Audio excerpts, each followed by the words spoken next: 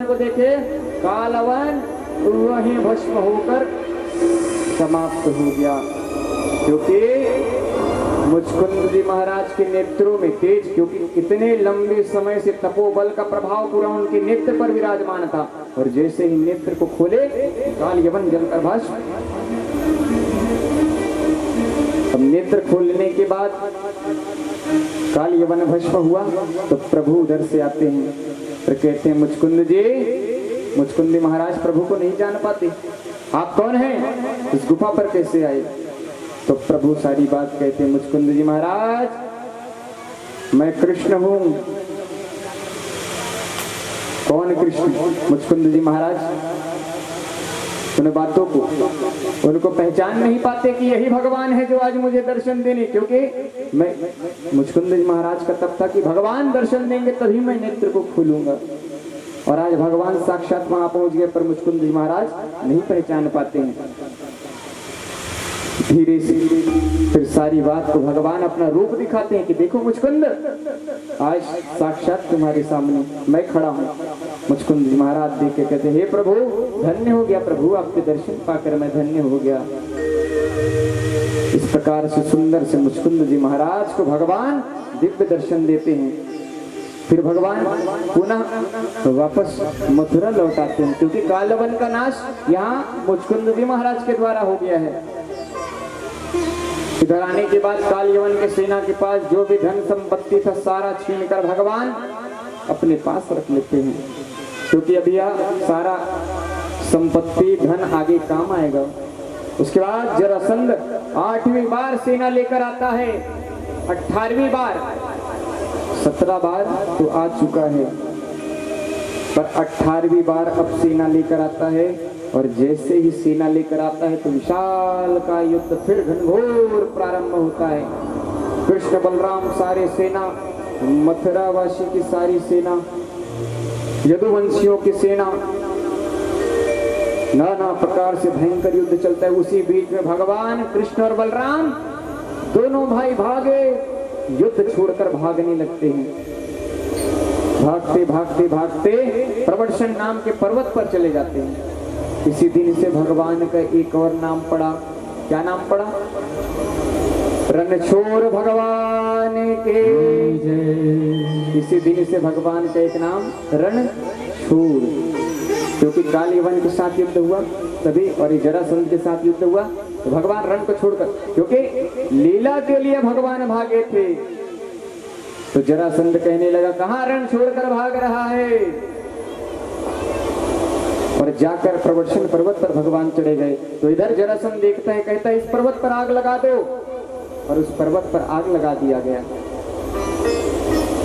जरासंध सोचने लगा कि अब कृष्ण और बलराम यही मृत्यु को प्राप्त हो गए, सोचकर वह वापस आ गया।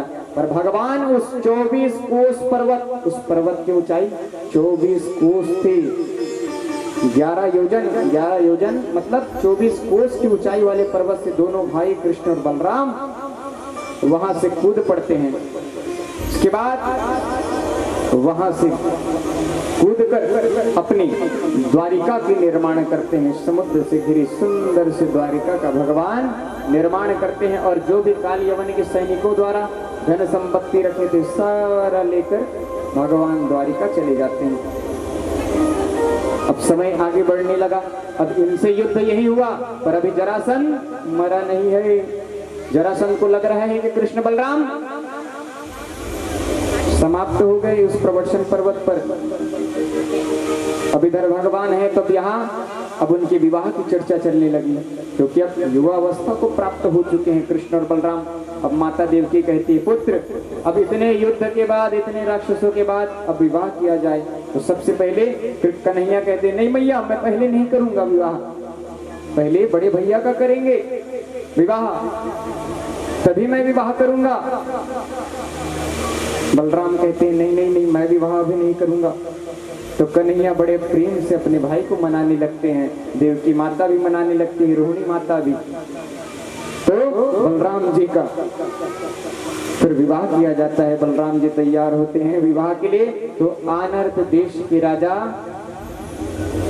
रैवत जी की पुत्री, आनर्त देश के राजा रैवत जी की पुत्री रेवती, रेवती से उनका विवाह होता है। बलराम जी की पत्नी रेवती है ना। अब बलराम जी का सुंदर से विवाह होता है। फिर बलराम जी कहते हैं कि अब कृष्ण का नंबर, मेरा विवाह तो कृष्ण ने करा दिया, अब कृष्ण का नंबर। कन्हैया कहते हैं रुको भैया, अभी समय है, आपका भी विवाह संपन्न हुआ है ना, मेरा भी होगा, चिंता मत करो। अभी विवाह होगा ना तो आप देखते सोचते थक जाओगे। अब इधर नारद जी जैसे ही सुंदर से सारे परिवार के समक्ष सभी देवता बलराम जी के विवाह में आते हैं, उसके बाद इधर नारद जी नारायण नारायण नारायण नारायण करते विदर्भ देश के राजा भीष्मक जी के पास जाते हैं और उन्हें सुंदर सुंदर बात कहते हैं कि हे भीष्मक जी, आप अपनी कन्या के लिए वर की खोज कर रहे हो ना, मेरे पास एक अच्छा रिश्ता है, बहुत ही सुंदर रिश्ता है। उसके गुण रूप सौंदर्य को जानोगे ना भीष्मक जी, अब बड़े प्रसन्न होगे। अब सुंदर सुंदर भगवान की बात को, भगवान के रूप को, भगवान के सौंदर्य को भीष्मक जी को नारद जी बताकर अंतर ध्यान हो जाते हैं। अब इधर भीष्मक जी के मन में जैसे ही बात सुनते हैं कि वहाँ कृष्ण जो है बड़ा सुंदर है, सांवला है, सौंदर्य रूप गुण पराक्रम, बड़े बड़े राक्षसों का संहार किया।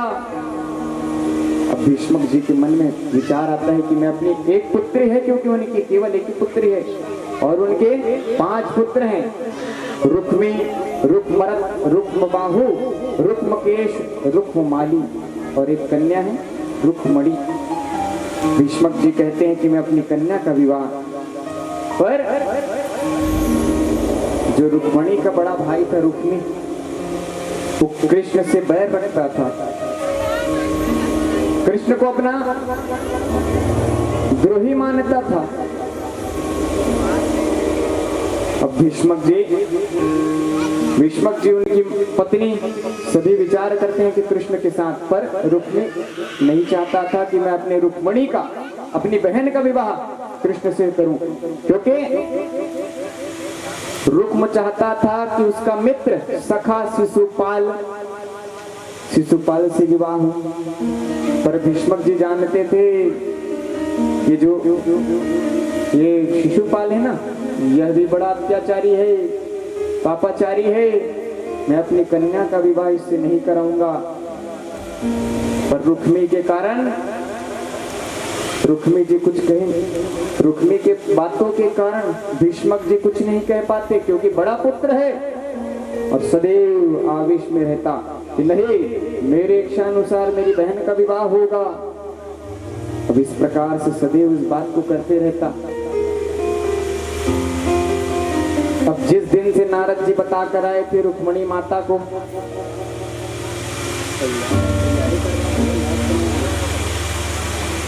तो रुक्मणी माता भी नारद जी के बताए सौंदर्य, प्रशंसा, वैभव, पराक्रम को सुनकर उस दिन से सोच ली थी कि जब भी मैं अपने जीवन में पति के रूप में स्वीकार करूंगी तो केवल और केवल कृष्ण को ही पति के रूप में, क्योंकि नारद जी ने यहाँ उनके मन में यह बीज बोकर चले गए थे, क्योंकि यह प्रभु की लीला है और इस लीला के माध्यम अनेक प्रकार के लोग बनते हैं। सामान्य तौर पर अगर हम भी आज के समय में विवाह के लिए जाए तो हमारे साथ कई प्रकार के पारिवारिक जाते हैं। किसी परिवार को माध्यम बनाया जाता है कि तुम्हारे गांव हाबे कदा बेटी बताऊंगा, रिश्ता बने लड़का है हमारे घर, बताते नहीं किसी को है नहीं दाई मन बताए लगते, तब वो जाग होती बताई नहीं गा, बने हैं लड़का, बने हैं पिए खाए नहीं, बने काम करते, घर बने चकाचक टाइल्स लगे है, 2 एकड़ खेत है, बताती नहीं। उसी प्रकार नारद जी भी आज यह बीज यहाँ कुंडिनपुरी में भीष्मक जी के मन में और रुक्मणी माता के यहाँ बताकर आ गए थे, क्योंकि माध्यम के बिना कभी कोई कार्य सिद्ध नहीं हो पाता है। आपको अगर कहा जाए यहाँ से जामगांव जाओ तो चलने वाला पैदल चले जाएगा, पर जो न चल पाओ किसी साधन माध्यम लेगा ना, गाड़ी में सवार होकर जाएगा जामगांव, ये उड़ के चले जाएगा। माध्यम, यही माध्यम नारद जी बने आज। कहा जाए तो शिक्षा लेना है ना, तो छोटे छोटे चीजों से शिक्षा लिया जा सकता है भैया। पर आज के समय में संसार में आदमी ना अपने में ही मदमस्त। किसी को अगर ज्ञान की बात बताओ ना तो सुनना पसंद, अरे यार बात बंद करो, क्या फालतू ज्ञान की बात लगाए रहते हो। हाँ वहीं और अन्यथा बात करो, गलत बात करो और बड़े ध्यान से, हाँ हाँ बताओ तो ईर्ष्या द्वेष की बात बड़े ध्यान से सुनेगा। पर सुंदर कथाओं का, ज्ञान की बात बताओ ना, अरे क्या भाई जब देखो बस यही बात। आज का संसार यही है, लोगों को सही ज्ञान पाना अच्छा नहीं लगता। गलत बातें कह दो, गलत आचरण करने कह दो, गलत चीजों का सेवन करने का, हाँ तुरंत अभी कह दो, चलिए आज वहां आमंत्रित किए हैं, सारी व्यवस्था नाना प्रकार, अभी भले 100 किलोमीटर रहेगा यहाँ से, तैयार, और अभी बोले चलो वहां से 10 किलोमीटर में कथा हो रहा है। क्या भाई घर में देखो, घर में बैठो, कहाँ जाओगे। ये है आज का संसार, आज के लोग यही हैं, आज का भाव यही है। इसी प्रकार नारद जी ने सुंदर से वहां, अब इधर रुक्म शिशुपाल से रुक्मणी का रिश्ता तय कर देता है कि अमुक अमुक दिन रुक्मणी का विवाह होने। अब शिशुपाल सुन के बड़ा गदगद, अब शादी होना है भाई, विवाह होना है, तो तैयारी में शिशुपाल। पर इधर रुक्मणी माता को जैसा ही पता चलता है कि रुक्म ने विवाह शिशुपाल से कर दिया है, तो वह अपने ग्राम की, राज्य में एक ब्राह्मण देवता रहते थे, उस ब्राह्मण देवता को चुपचाप घर पर बुलाते हैं। हे ब्राह्मण देवता, आपसे एक प्रार्थना है, एक कार्य करिए। आप ना द्वारिका पर जो निवास करते हैं ना, मैंने आज तक उनको देखा नहीं है, बस उनके रूप, सौंदर्य, पराक्रम को नारद जी से सुना है, पर मैं उन्हें मन ही मन अपना पति स्वीकार की हूँ, विवाह मैं केवल उनसे ही करूंगी। हे ब्राह्मण देवता, आप मेरा एक कार्य कर दीजिए ना। ब्राह्मण देवता कहते हैं, कहो रुक्मणी क्या कार्य है। तो मेरे भाई ने शिशुपाल से मेरा विवाह तय कर दिया है,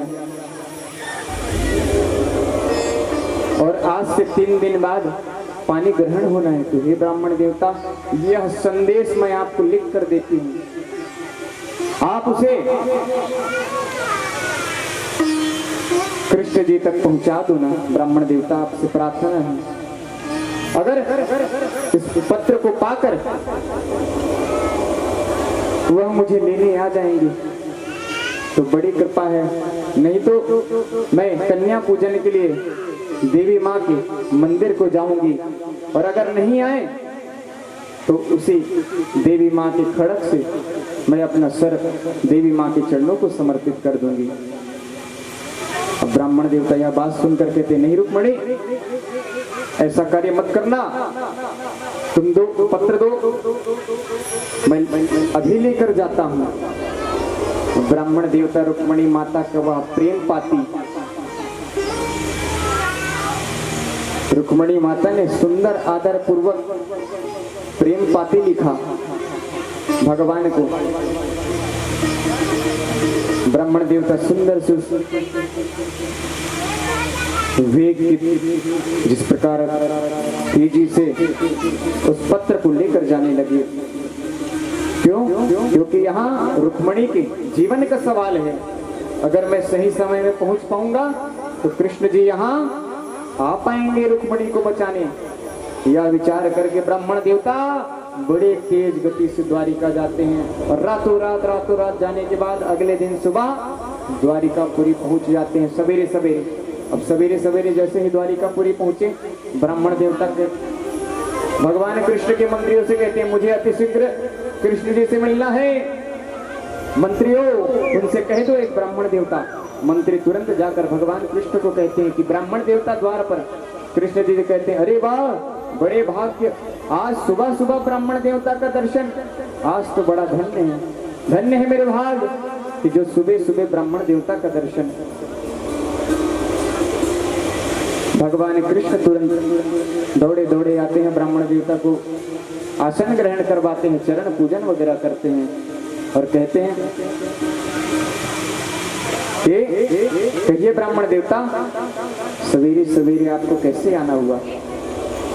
ब्राह्मण देवता कहते हैं, यह पत्र कुंडिनपुरी से मुझे रुक्मणी मैया ने दिया है आपके लिए, इस पत्र को पढ़िए। भगवान कृष्ण को यह पत्र देते, भगवान कृष्ण वह पत्र पढ़ने लगते हैं कि भीष्मक जी की पुत्री ने यह पत्र दिया है। भगवान कृष्ण पढ़ते हैं, बताइए ये उस समय का पत्र है, आज के समय का नहीं। जो आज के नवयुवक युवतियां लिखती है ना, वो वाला पत्र नहीं है। सम्मान देखिए, श्री कृष्ण जी के चरणों पर सादर नमन। नारद जी के बताए आपके रूप, गुण, सौंदर्य, पराक्रम को मानकर मैंने आपको पति के रूप में स्वीकार किया था। मेरी यह इच्छा थी कि जब भी मेरा विवाह हो तो मैं केवल आपसे ही विवाह करूं। मेरे माता पिता की भी यही इच्छा है कि आपसे विवाह संपन्न कराएं। पर मेरा भाई रुक्म आपको दुश्मन मानता है और वह अपने मित्र शिशुपाल से मेरा विवाह तय कर दिया है। आज से 2 दिन के बाद पानी ग्रहण विवाह संपन्न होना है और कल मैं कन्या पूजन के लिए देवी माता के मंदिर पर जाऊंगी। अगर आप इस समय तक इस मंदिर पर पहुंच जाएं तो आपकी बड़ी कृपा होगी। तो बताइए, यहाँ शब्द कृपा आदेश सूचक नहीं, कृपा। रुक्मिणी माता, आपकी बड़ी कृपा होगी। आप अगर नहीं आएंगे तो मैं अपना शीश माँ देवी माँ के खड़क से उनके चरणों को समर्पित कर दूंगी। इस प्रकार भगवान पत्र पढ़ के कहने लगे, बाप रे, नारद जी ने यह अनोखी कथा कह डाली। मुझे जाना आवश्यक है, नहीं जाने पर रुक्मिणी अपना सिर माँ देवी माँ के चरणों पर अर्पण कर देगी। भगवान कहते हैं, तुरंत रथ निकालो और रथ पर शैव, सुग्रीव, मेघ पुष्प, बलाह नामक तेज, जो तेज गति से कुंडिनपुरी जा सके, ऐसे घोड़ों को बांधा गया। भगवान अकेले रथ पर सवार होकर रथ आके और तेज गति से कुंडिनपुरी की ओर प्रस्थान कर दिया। तेज आवेग की गति में जाने लगे। जाते जाते जाते भगवान पहली बार गए हैं। बलराम जी को पता चला कृष्ण अकेले रुक्मिणी को बचाने गए हैं। इधर बलराम जी भी अपनी सेना को, क्योंकि वहां जरासंध ये सब दैत्य माना जाता है।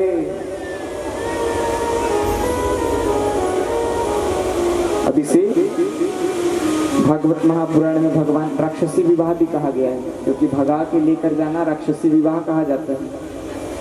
भगवान आज यही विवाह, पहला विवाह संपन्न किया। निकल गए देवी माता के मंदिर, रथ पर तेज। इधर बलराम भैया भी सेना लेकर पीछे पीछे पीछे, क्योंकि बचाने के लिए, क्योंकि जानते हैं वहां विशाल युद्ध होगा। और जरासंध है, मतलब जो इतने बार सेना लेकर आ गया है, अवश्य वहां युद्ध करेगा, क्योंकि कृष्ण और बलराम से सदैव बैर। भगवान कृष्ण सुंदर से रथ लेकर ब्राह्मण देवता को कहते हैं, ब्राह्मण देवता आप जल्दी जाइए और रुक्मणी को सूचना दे देना कि कृष्ण आ रहे हैं। ब्राह्मण देवता उनसे तेज गति से जाकर वहां पहुंचकर रुक्मणी माता को यह सूचना देते हैं कि रुक्मणी चिंता मत करो बेटी, कन्हैया आ रहे हैं। उनके सखियों को कहते हैं। अब इधर रुक्मणी माता तो निकल गई थी, सखियां मिली, सखियां कहती वो तो मंदिर चली गई है। ब्राह्मण देवता चिंतित हो जाते हैं, अरे रुक्मणी को मैं बताने आया था कि कृष्ण आ रहे हैं, वो तो मंदिर चली गई है। ब्राह्मण देवता वहां से मंदिर की ओर प्रस्थान करते। इधर रुक्मणी माता जाके माता से प्रार्थना करती, हे अम्बे माँ, हे देवी माँ, आज आप ही मेरा जीवन बचा सकते हो, नहीं तो मैं यह अपना जीवन आपके चरणों को समर्पित करूंगी। अगर कृष्ण समय रहते इस स्थान पर नहीं आएंगे तो मैं अपना जीवन आपको समर्पित कर दूंगी, पर मैं उस शिशुपाल से विवाह नहीं करूंगी। मैया, हे मैया, मेरे प्राणों की रक्षा करो माँ। इस प्रकार रुक्मणी माता स्तुति करने लगी। जैसे स्तुति कर रही उसे बीच भगवान का आगमन हो जाता है। रथ रख के तुरंत राधा रमन सरकार देवी माता के मंदिर में जाते हैं। रुक्मणी को कहते हैं, इधर रुक्मणी माता खड़ग उठा ली थी क्योंकि समय का इंतजार करते हैं, क्योंकि उनके साथ सेनापति आए हैं और जल्दी पूजन करो उधर, और पूजन कार्यक्रम प्रारंभ करना है। भगवान तुरंत मंदिर में प्रवेश करते हैं। देखते हैं, रुक जा रुक्मणी। भगवान की आवाज सुनकर रुक्मणी माता रुक जाती है और पलट कर देखती है, किसने आवाज दिया। देखती है सुंदर पीतांबरधारी मोर मुकुटधारी भगवान राधा रमन सरकार, साक्षात उनके बोलो कृष्णचंद्र भगवान के। इस तरह भगवान कृष्ण को सुंदर सा देख के रुक्मणी माता कहती है, प्रभु धन्य है। देखकर माता की आंखों से अश्रु बहने लगी, क्योंकि भगवान का जो भक्त दर्शन करता है ना भाव से, तो स्वतः ही उसके नेत्रों से अश्रु बहने लगते हैं। यहाँ रोना नहीं पड़ता, स्वतः ही भाव से। और जिसके मन में दुख हो ना, तो भगवान के सामने स्वतः रोने लगता है भगवान को, क्योंकि लोगों के सामने दुख सुनाओगे ना तो नाना प्रकार से आपकी और दुख की बात को बढ़ाएंगे। चार लोगों के बीच जाकर बोलेंगे, अरे फलाना ले दुख रेज का मोर मेरा करोवती से। ये तो रोना है तो भगवान के पास रो, ये मनुष्य के पास रोने का जरूरत नहीं है। इनके पास रोगे ना तो ये केवल और केवल आपकी बातों को यहाँ से जाकर वहां और उसका और आनंद लेंगे।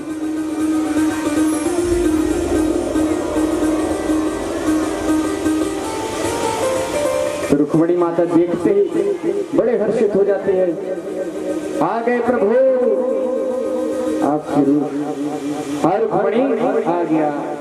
अब जैसे ही उनके प्रजा मंत्री देखते हैं कृष्ण पहुंच गया रुक्मणी को हरण करने, तुरंत सूचना देने कुंदनपुरी महाराज के पास, रुक्मजे कृष्ण आ गया है रुक्मणी का हरण करने। अब भीष्मक महाराज जैसे सुनते हैं कृष्ण आ गया, खुश हो जाते हैं। बताइए, पिता हैं, ये अभी जानते थे कि अपनी कन्या का विवाह कृष्ण जी से ही कराना चाहते थे, पर अपने पुत्र के कारण, रुक्म के कारण शिशुपाल से कराने के लिए मन मार कर तैयार हुए थे। पर कृष्ण की खबर सुनकर वह भी हर्षित हो जाते हैं। आ गए प्रभु। जो नारद जी ने बताया था मेरी कन्या बड़ी अच्छे स्थान को, भगवान के स्थान को जाएगी,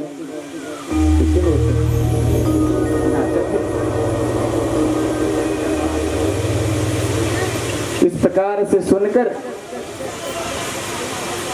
भीष्मक जी खुश हो गए। अब रुक्म को जैसा पता चलता है कृष्ण मेरी बहन का हरण करने, तुरंत सेना लेकर, भगवान कृष्ण को पता चलता है सेना लेकर आ रहे थे, भागो।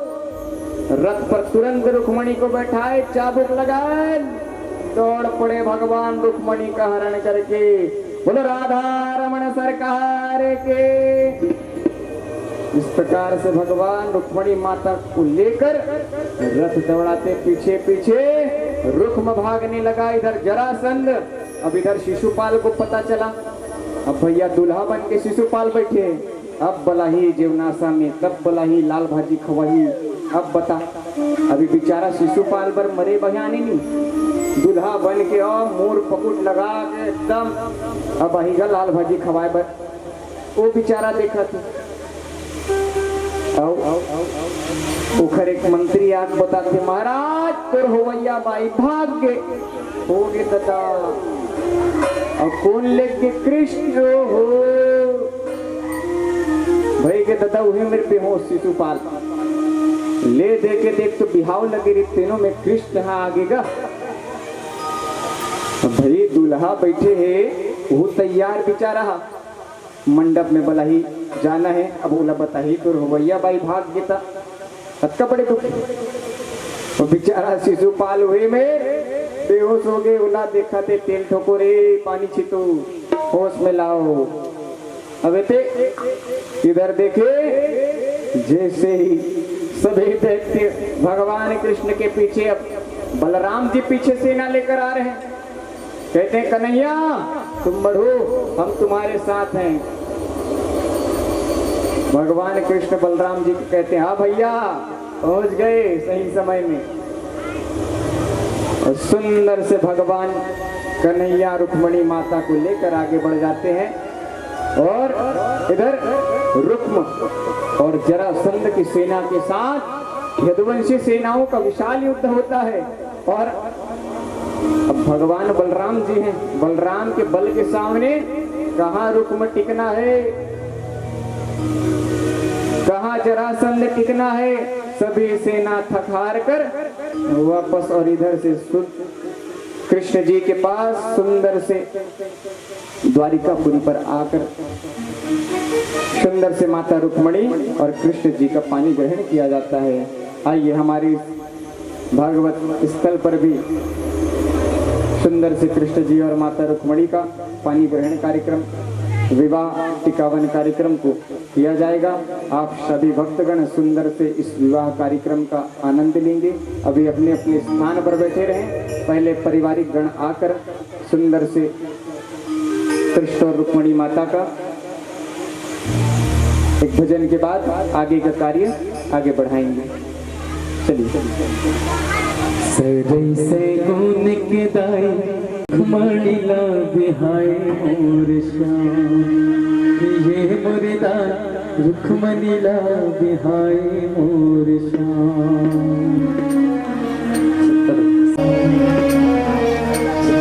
सदै से गुण के दाई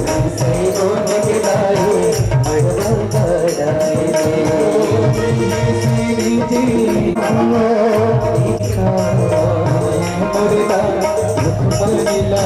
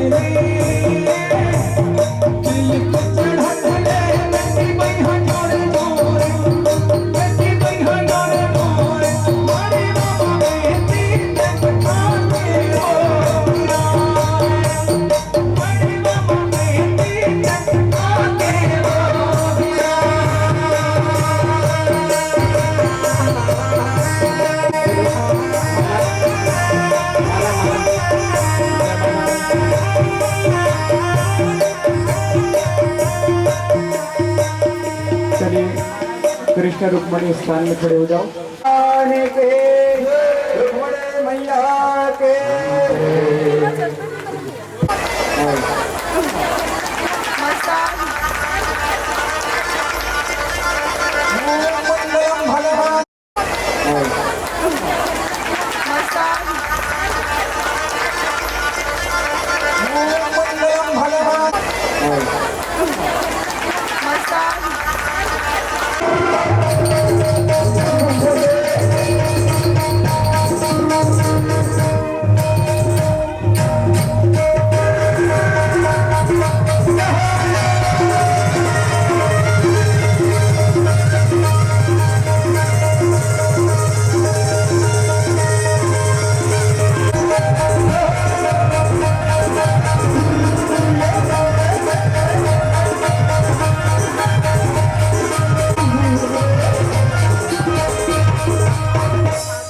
चलिए खड़े हो जाइए। जो भी भगवान कन्हैया की शादी में नृत्य करना है। अरे राम राज में दूध मिले भैया, अरे कृष्ण राज में क्यों रे? अरे कलयुग में फ्रूटी मिले तब पाइप लगा के पी रे।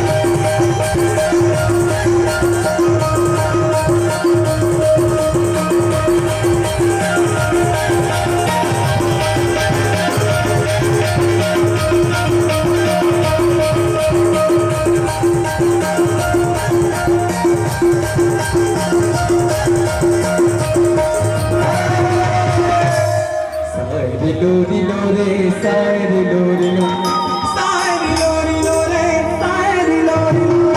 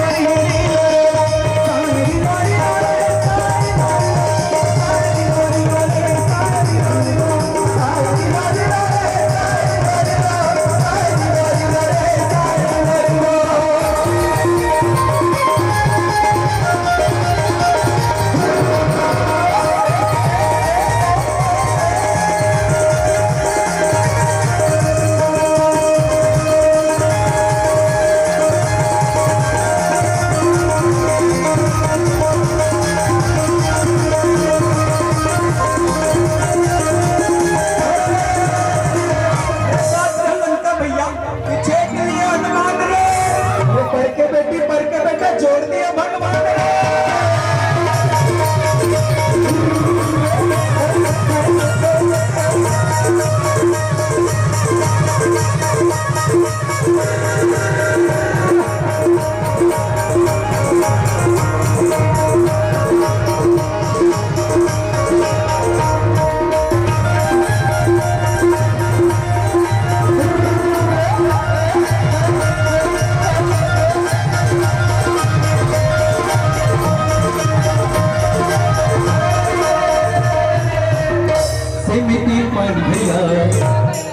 तीन पान भैया काबर बुलाए मला तीन माँ काबर बुलाए मला तीन माँ।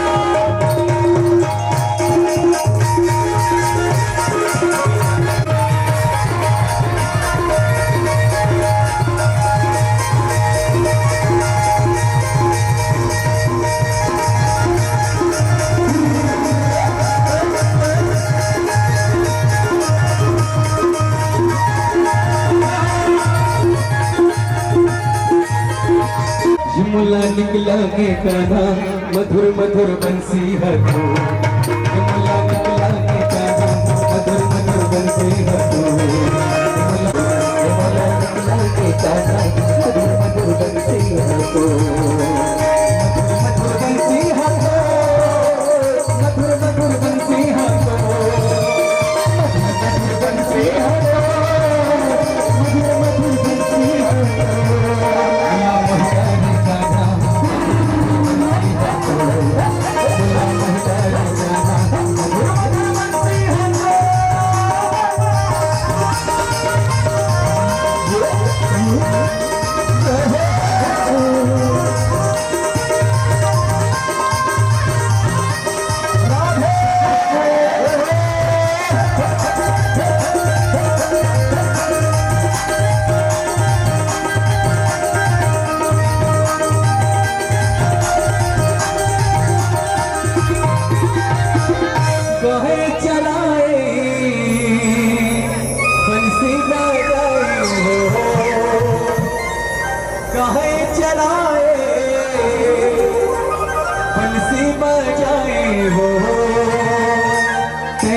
घर में जाके कान्हा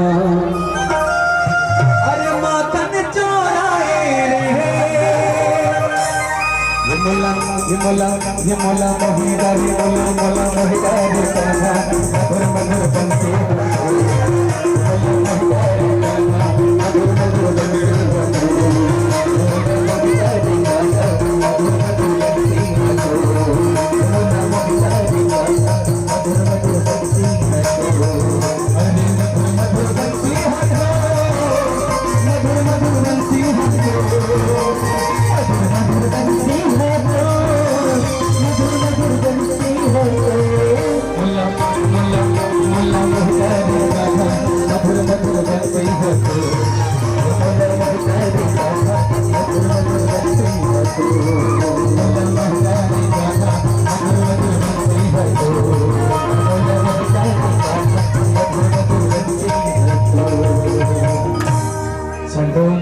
बसरे बजाए जी हाँ मोहनार राधा रानी नाच छूम छूम रासे रचाए जी हाँ गोपी गोपाला रे मृदंग बाजे तुम दो मोर सुवना मृदंग बाजे तुम दो चलो मनो बसरे बजाए जी हाँ मोहनार राधा रानी नाच छूम छूम बसरी बजाए जी हाँ मोहनार राधा रानी नाच छूम छूम रासे रचाए जी हाँ गोपी गोपाला रे मृदंग बाजे तुम दो मोर सुवना मृदंग बाजे तुम दो चलो मनो बसरी बजाए जी हाँ मोहनार राधा रानी नाच छूम छूम बसरी बजाए जी हाँ मोहनार राधा रानी नाच छूम छूम रासे रचाए जी हाँ गोपी गोपाला रे मृदंग बाजे तुम दो मोर सुवना मृदंग बाजे तुम दो तारी हरि नाम ताना मोर सुवना तारी हरि नाम ताना तारी हरि नाम ताना मोर सुवना तारी हरि नाम तारी हरि नाम ताना मोर सुवना तारी हरि नाम ताना तारी हरि नाम ताना मोर सुवना तारी हरि नाम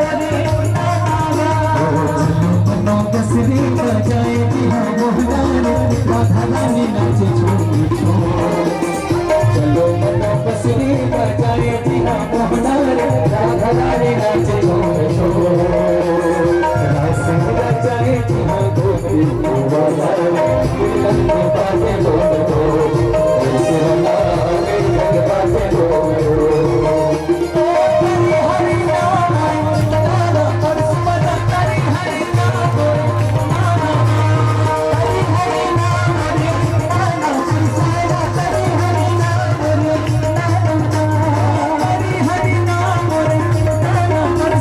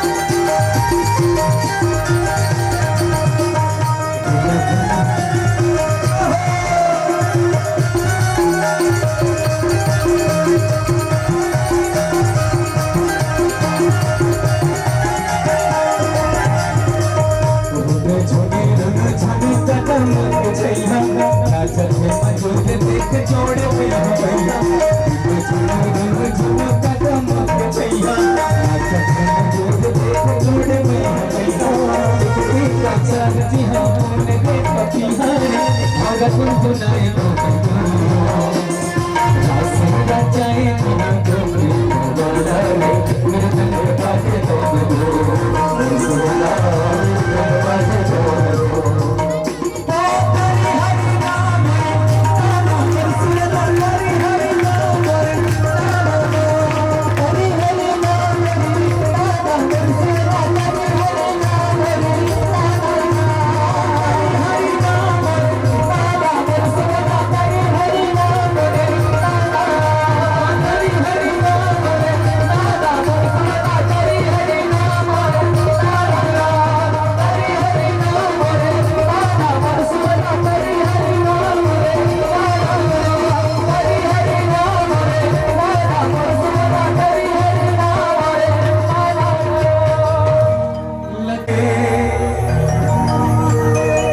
लगता है जैसे सारे संसार की शादी है आज मेरी शाम की शादी है आज मेरी शाम की शादी है आज मेरी शाम की शादी है आज मेरी शाम की शादी है